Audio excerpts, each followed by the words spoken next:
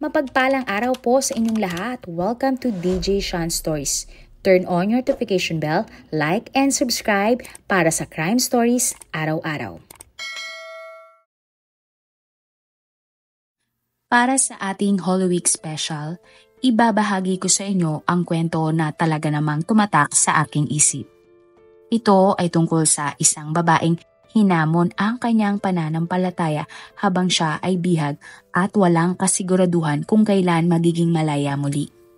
Ang babaeng biktima sa kwentong ito ay binihag dito sa Pilipinas ng isang armadong grupo. Nanirahan at minahal niya ang Pilipinas, pero naging masalimuot ang kanyang mga alaala sa ating bansa. Ang babae sa storya ay kinilalang si Gracia Burnham, 65 years old.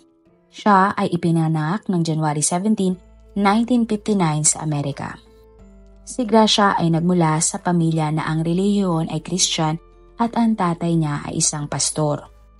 Kalaunan, lumipat ang kanyang pamilya sa Ontario, Canada. Nag-aral si Gracia sa Calvary Bible College sa Kansas City kung saan niya nakilala ang lalaking kanyang magiging asawa na si Martin Burnham. Si Martin naman ay ipinanganak ng September 19, 1959 sa Amerika at siya ang panganay sa kanilang magkakapatid. Ang mga magulang ni Martin ay parehong misyonaryo. Bata pa lang si Martin nang lumipat ang pamilya niya sa Pilipinas dahil gusto ng mga magulang niya na maikalat ang mga turo ng Panginoon sa maraming Pilipino. Nang si Martin ay 10 years old, nag-aral siya sa Faith Academy sa Manila habang ang kanyang mga magulang ay nagtuturo sa mga ibaloy sa bulubunduking rehiyon ng Luzon. Nang makagraduate ng high school, bumalik si Martin sa Amerika para mag-aral ng mechanics at aviation. Nang siya ay piloto na, sumunod si Martin sa yapak ng kanyang mga magulang at naging isang misyonaryo para sa New Tribes Mission, isang organisasyong nagbibigay ng pagkain, gamot at mga gamit sa mga liblib at malalayong lugar sa Pilipinas. Naging malapit na magkaibigan sina Martin at Gracia. Kalaunan, nainlove din sila sa isa't isa. Nagustuhan ni Gracia si Martin dahil sa pagiging mabait nito at madalas siyang napapatawan ng lalaki dahil sa mga joke na mabentang-mabenta kay Gracia. Taong 1983, nang nagpakasal sina Gracia at Martin. Sa pagdaan ng panahon, parehong naramdaman ni Gracia at Martin na tinatawag sila para sa isang misyon, ang ipalaganap ang salita ng Diyos. Kaya naman pumunta si Gracia at Martin sa Pilipinas ng taong 1986 pagkatapos lamang ng People Power Revolution at dito na tumira. Bukod sa pagiging misyonaryo, may iba pang ginagawa ang mag-asawa. Dahil isa siyang piloto, ginagamit ni Martin ang kanyang experience para marating ang mga malalayong lugar ng Pilipinas. Kapag ang ibang kakilala nilang misyonaryo ay nangangailangan ng mga kagamitan o kailangang maglakbay papunta sa iba't ibang lugar, tatawagan nila si Martin. Sa ibang pagkakataon naman, kapag ang mga residente sa malalayong lugar ay may medical emergency, inililipad sila ni Martin gamit ang maliit niyang eroplano at dinadala sila sa isang ospital. Kalaunan, nagkaroon ng 2 anak na lalaki at isang anak na babae sina Gracia at Martin. Si Gracia ay mag-isang nag-aalaga sa 3 nilang anak. Siya din ang nagsisilbing guro ng mga ito at sa bahay lang niya tinuturuan ang mga bata. Madalas mag-ausap ang mag-asawa sa isang radyo habang si Martin ay nakasakay sa eroplano. Kapag naman may bagong dating na misyonaryo, si Gracia ang sumasalubong sa kanila. Tunay na isinapuso ng dalawa ang pagtulong sa mga taong hindi nila kakilala. Wala ni isang beses na nag-atubiling tumulong ang dalawa. Halos 16 years na malagi ang pamilya Burnham sa Pilipinas. Niyakap at minahal na nila ang mga tao maging ang kultura ng ating bansa. May 2001, lumipad papunta ang Amerika si Martin dahil sa mga importanteng meeting. Makalipas ang ilang linggo, bumalik si Martin sa Pilipinas. Pagbalik ni Martin, nalaman niyang kailangan niyang lumipad papuntang Palawan dahil ang isa nilang kaibigang misyonaryo ay may emergency at hindi makapagpalipad ng eroplano. Kaya naman, inayos ni Gracia ang lahat ng kanyang schedule para samahan ang kanyang asawa papunta sa Palawan. Iniwan naman ni Gracia ang 3 nilang anak sa kaibigan niya na nakatira lang sa isang parte ng Luzon. Sinabi din ni Gracia na babalik sila ni Martin pagkatapos ng 1 linggo. Naisip noon ni Gracia na magkakaroon ng jetlag ang asawa mula sa mahabang biyahe, kaya binalak niya na magbakasyon sila para makapagpahinga. Tinawagan ni Gracia ang mga kakilala niya sa Palawan at nagtanong kung anong lugar ang kanilang mairerekomenda. Sumagot naman ang kaibigan ni Gracia at nirekomenda ang Dos Palmas Resort na magandang maluluyan at magugustuhan nilang mag-asawa ang nasabing lugar. Nung una ay nag-atubili si Gracia dahil masyadong mahal sa Dos Palmas. Pero naisip niyang paparating na naman noon ang kanilang 18th wedding anniversary ni Martin at yun na lang siguro ang regalo nila sa isa't isa. May 26, 2001, lumipad sina Gracia at Martin papuntang Palawan. At ng araw din na iyon ay nag-check-in sila sa Dos Palmas Resort na matatagpuan sa isla ng Honda Bay, Palawan. Napakaganda ng unang gabi ni na Martin at Gracia sa Dos Palmas Resort. Matapos nilang kumain, natulog na ang mag-asawa. Ang umpisa ng kalbaryo ni na Martin at Gracia. Madaling araw ng May 27, isang malakas na kalampag ang narinig ni Gracia sa labas ng kanilang kwarto. Nung una, akala lang ni Gracia na iyon ay gwardiya lang ng hotel na kumakatok at baka lasing lang ito. Ginising ni Gracia si Martin para kausapin kung sino man ang nasa pinto.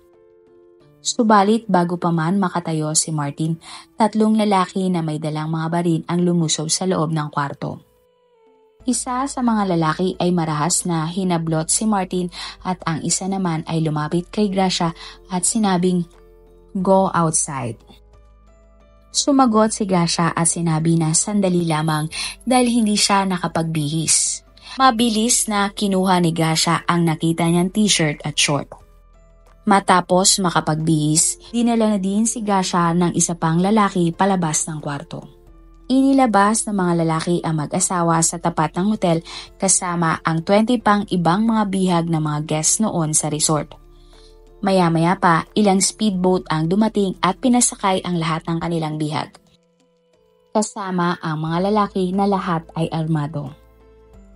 Sina Martin at Gracia ay kinidnap ng mga armadong grupo. Doon na naisip ng dalawa na ang buhay nila ay nasa panganib. Pumutok ang balita sa buong Pilipinas ang nangyaring kidnapping sa Dos Palmas Resort. May 28, 2001, ang presidente ng Pilipinas noon na si Gloria Macapagal Arroyo ay sinabing hahanapin nila ang grupo na responsable sa pangdurukot ng mga sibilyan. Sinasabing ang pangingidnap ng grupo ay dahil kapalit ng pera. Sina Gracia at Martin ay nagsilbing bilang bargaining chips para makuha ng grupo ang kanilang mga kahilingan mula sa gobyerno ng Pilipinas. Kalaunan, inilipat sina Gracia at Martin maging ang iba pang mga bihag sa isang mas malaking pangisdaing bangka. Maliit lamang ang bangka na ito at sa loob ng 4 na araw, yon ang naging tahanan ng mga bihag at ng mga armadong grupo. Sa unang gabi nila sa bangka, sabay-sabay na nagdasal ang lahat. Pinangunahan ni Martin ang pagdarasal ng mga bihag. Simpleng dasal lamang iyon na kumikilala sa kadakilaan ng Diyos at humihiling sa Kanya ng kapayapaan. Kasama rin sa dasal na sana ay bigyan sila ng kaginhawaan para sa lahat ng bihag at sa kanilang mga naiwang pamilya. Hindi maganda ang naging kondisyon ng bangka. Masikip, mainit at marumi. Ang banyo nila ay iisa lamang at nasa ilalim pa ito ng barko. May pagkakataon din na kailangang humiga ng mga bihag sa mabawong sahig at tatakpan sila ng malaking tarpaulin para maitago sa ibang bangka na kanilang makakasalubong. Bukod doon ay wala ding sapat na pagkain at tubig para sa lahat. Pinagtsatsagaan lang ng mga bihag ang natutunaw na yelo sa mga isdang nasa bangka para lang mainom. Hanggang sa makarating sila sa basilan kung saan ang kuta ng mga grupo. Noong una, ang lahat ay natutuwa na nakabalik na sila sa lupa at wala na sa dagat. Naging masaya noon si Gracia dahil nasa isip niya noon ay may signal at gagana na ang satellite o cellphone. Ibig sabihin, pwede nang magsimula ang negosyasyon na sila ay mapalaya at makauwi na. Pero makalipas ang ilang oras, natagpuan ng mga militar kung nasaan ang kanilang grupo at nagsimulang magsagupaan. Ayon kay Gracia, kahit nabigla sila at halos hindi makagalaw, kailangan nilang tumakbo para sa kanilang buhay. Yun na daw ang simula na sila ay panghinaan ng loob. Nang humupa na ang gulo, may ninakaw na isang jeep ang mga armadong grupo.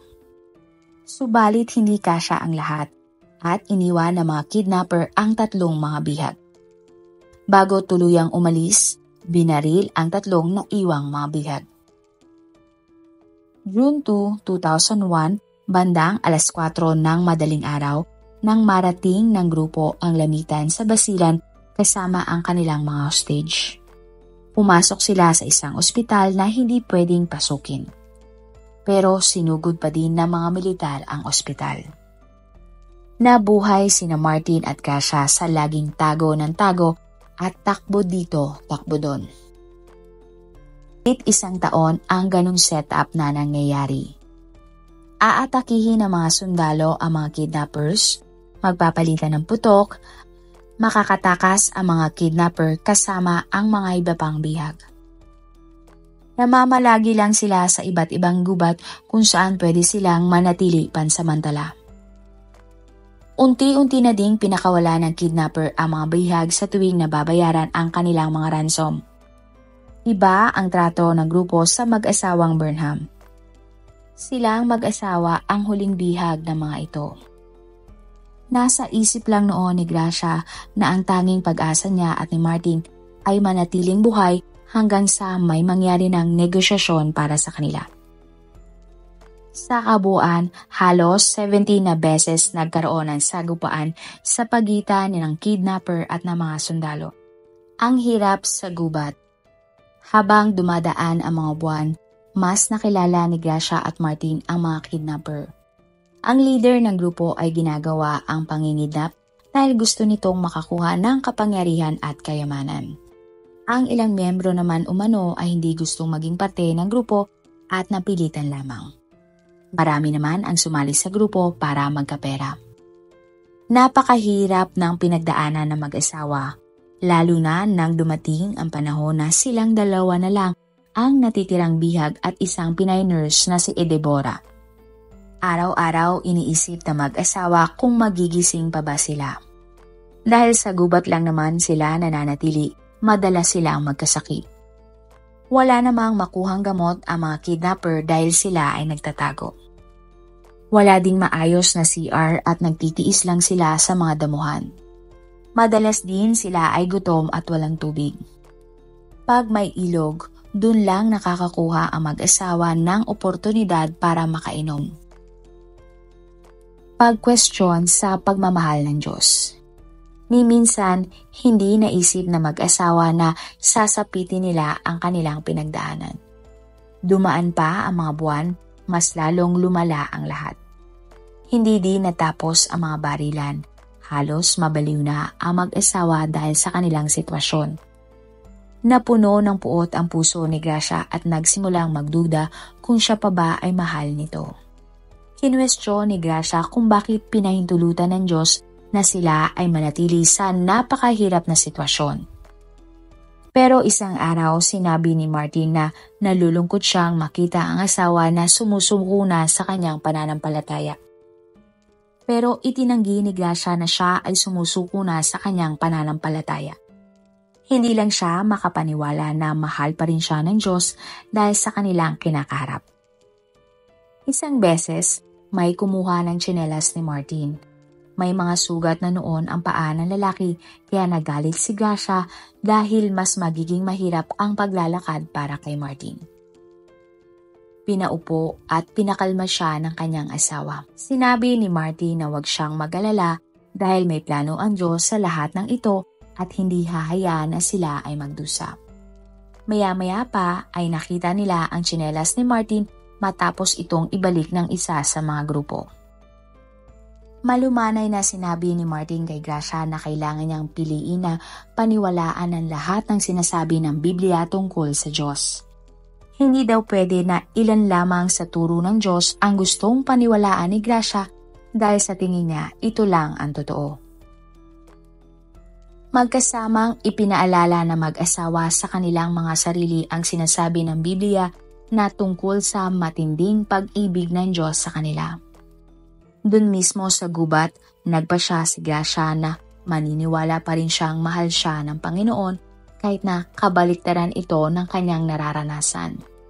Nagsimula na ding manalangin si Gracia na buksan ng Diyos ang kanyang puso para mahalin ang mga kidnapper. Ang katapusan. June 7, 2002 at pagkatapos ng isang buong taon sa gubat, hirap na ang mag-asawa.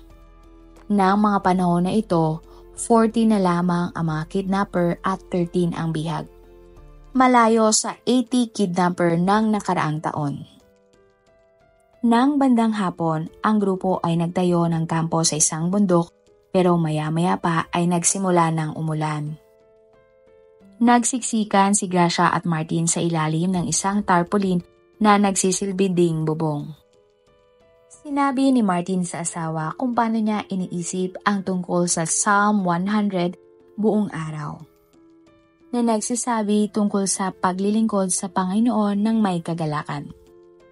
Nang mga oras na iyon, nanalangin ang mag-asawa na sana ay tulungan sila ng Diyos para maipagpatuloy nila ang paglilingkod sa Kanya ng buong kagalakan. Kahit na kailangan nilang manatili sa gubat kasama ang mga bumihag sa kanila o kung malaya na sila at makauwi. Matapos ang ilang sandali, ipinikit na ni Gracia at Martin ang kanilang mata para magpahinga. Nang bigla na lang silang nakarinig ng pagsabog.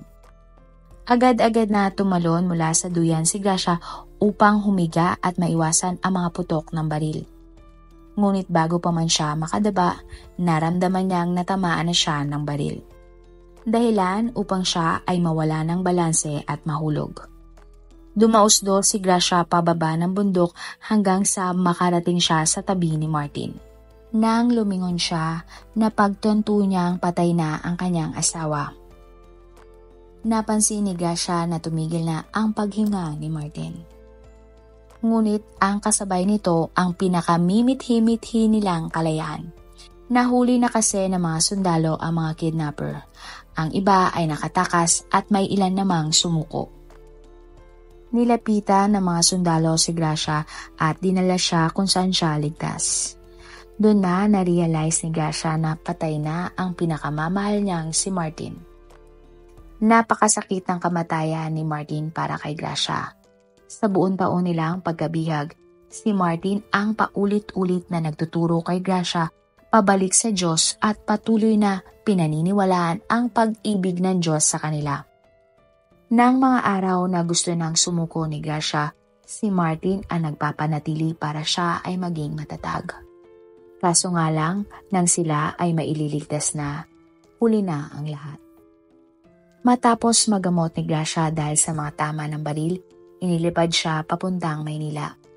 Matapos ang isang araw, binisita siya ng dating presidenteng Gloria Macapagal Arroyo. Humarap din siya sa isang judge para ikwento ang lahat ng nangyari. At nang maayos na ang kanyang kalagayan, umuwi na siya pabalik ng Amerika. June 15, 2002, inihatid na si Martin sa kanyang huling hantungan. Daan-daang mga tao ang nandun para magbigay-pugay sa kanya. Maraming umalala kay Martin dahil napakabuti nito hindi lamang sa kanyang mga kaibigan maging sa kanyang mga kidnapper. Naikwento kasi ni Gracia na pinili ni Martin na maging positibo at masaya kahit sila ay mga bihag. Madalas na nagpapasalamat pa rin si Martin kapag siya ay binibigyan ng pagkain ng mga bumihag sa kanila. Naging close din si Martin sa ilang mga lalaki at itinuring siya ng mga ito na kaibigan. Dagdag pa ni Gracia, walang araw na hindi sinabi sa kanya ng kanyang asawa na magpatuloy at huwag sumuko kahit na napakahirap ng kanilang pinagdadaanan. Ayon kay Martin, may plano ang Diyos kung bakit nila sinapit iyon at naniniwala siyang may dahilan ang lahat. Nakabalik na din si Gracia sa piling ng kanyang mga anak.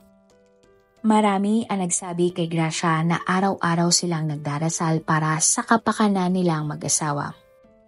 Nagtatanong din sila kung ano daw ba ang ginagawa ng Diyos kay Gracia habang sila ay nagtatago sa gubat. Kaya naman 2 libro ang isinulat ni Gracia na may pamagat na In the Presence of My Enemies at To Fly Again. Nang siya ay nakarecover na, nagsilbi pa din si Gracia bilang isang missionary. Madalas na nagsasalita siya sa simbahan at mission groups tungkol sa kanyang karanasan at mga natutunan. Paano binago ng Diyos si Gracia sa kagubatan? Ayon kay Gracia, sa tingin niya ang pinakamahirap sa pagiging hostage ay nakita niya kung sino talaga siya. Dati daw kasi, ipinagmamalaki niya na siya ay mabuting tao. Subalit nang nasa gubat na siya, nakita niya ang isang grasya na hindi niya akalain. Nakita niya ang isang galit at sakim na grasya. Nakita din ni Gracia kung paano siya naging isang desperadang tao. Pero ang hindi inaasahan ni Gracia nang siya ay nasa gubat ay unti-unti siyang nabigo sa kanyang pananampalataya. Nang makita niya kung ano ang nangyari sa kanyang sarili at nang harapin niya ang pangit na Gracia, nagsimula siyang umiyak sa Panginoon na siya ay baguhin. At sinimula namang baguhin si Gracia ng Panginoon. Sa paglipas umano ng mga buwan, habang si Gracia ay nasa gubat, nakita niya ang mga kidnapper ay tulad ng mga nangangailangan na bata. Ayon sa kanya, hindi ginusto ng mga kidnapper ang kanilang ginagawa. Napilitan lang daw umano ang mga ito na sumali sa grupo dahil kailangan nilang magkaroon ng asawa at sariling pamilya. Sa kanilang kultura, ang mga lalaki ay dapat magbayad sa pamilya ng babae na gusto nilang pakasalan. Sinabi ni Gracia na mahirap ang buhay sa lugar na iyon kung saan nagmula ang mga kidnapper. Walang kakayahan ang mga lalaki na magkaroon ng asawa kung wala silang pera. Kaya naman, napilitan umano ang mga ito na sumali sa grupo para sa perang makukuha nila mula sa ransom ng kanilang mga binihag na tao. At kapag may pera na, uuwi na ang mga lalaki sa kanilang mga bayan at bubuo ng pamilya na kanilang pinapangarap. Ang pagkamuhi ni Gracia ay napalitan umano ng pagmamalasakit at pagmamahal para sa mga kidnapper. Namayani daw sa puso ni Gracia ang pagiging kontento at masayahin dahil unti-unti na niyang nakilala ang kabutihan ng Diyos sa halip na magreklamo dahil sa mga pagsubok. Taong 2007, nalaman ni Gracia na ilan sa mga kidnapper ay napatunayang guilty sa patong-patong na kaso laban sa kanila. Sila ay natulan ng habang buhay na pagkakulong. Doon na napagtanto ni Gracia na yun na ang closure na kanyang inaantay. Tumulong si Gracia sa pag-translate ng isang comics tungkol sa Biblia na pangunahing wikang Pilipino na sinasalita ng grupong kumidnap sa kanila. Nalaman din niya na ang mga lalaking bumiyag sa kanila ay binabasa ang comics. Ang 4 sa mga ito ay piniling alamin ang salita ng Diyos at kilalanin si Kristo bilang kanilang tagapagligtas. Ginamit ng Diyos ang panahon na si Gracia ay nasa kagubatan upang siya ay baguhin at hubugin ang kanyang puso. Sa pamamagitan ng lakas ng Diyos, natutunan ni Gracia na patawarin ang mga bumihag sa kanya at sa kanyang asawang si Martin. Sa huli, sinabi ni Gracia na walang maling lugar o maling oras. Ang Diyos ay palaging may ginagawang mabuti para sa atin, kahit na sa pinakamadilim na oras ng ating buhay. Marami pong salamat sa inyong panonood. Meron ba kayong mga kwento na gusto nyong i-share sa ating mga manonood? O kung may personal po kayong kwento na gusto nyong i-feature sa ating channel, i-comment down below nyo lang ang inyong mga suggestions. Para naman po sa dagdag kalaman, i-subscribe nyo din po at i-follow ang ating iba pang YouTube channel katulad ng Tagalog Facts and Mysteries by DJ Sean at Manila Boy Wonder Philippines. Marami pong salamat sa pagsuporta nyo sa aming mga channel. God bless everyone!